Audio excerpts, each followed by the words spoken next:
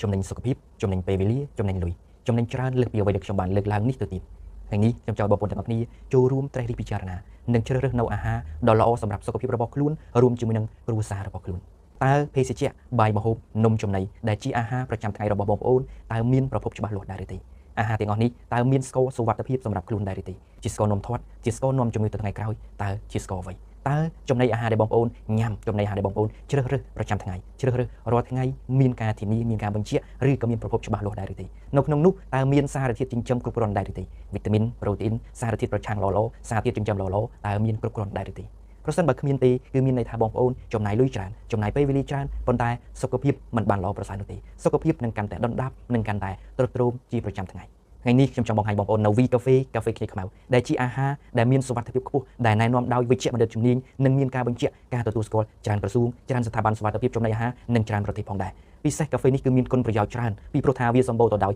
សារធាតុចិញ្ចឹមល្អៗវីតាមីនចម្រុះកម្រិតកម្ពូលធម្មជាតិនិងប្រូតេអ៊ីនធម្មជាតិផងដែរដូច្នេះបងប្អូនទាំងអស់គ្នាដែលស្រឡាញ់សុខភាពរបស់ខ្លួនស្រឡាញ់សុខភាពគ្រួសាររបស់ខ្លួនបងប្អូនអាចសិក្សាស្រាវជ្រាវបន្ថែមបងប្អូនអាចផ្លាស់ប្ដូរអាហារឬក៏បន្ថែមចូលទៅក្នុងរបបអាហារប្រចាំថ្ងៃរបស់បងប្អូនបាទបងប្អូនអាចសួរព័ត៌មានលម្អិតបន្ថែមតាមរយៈលេខទូរស័ព្ទឬក៏ Telegram របស់ខ្ញុំបាទអរគុណបងប្អូនទាំងអស់គ្នា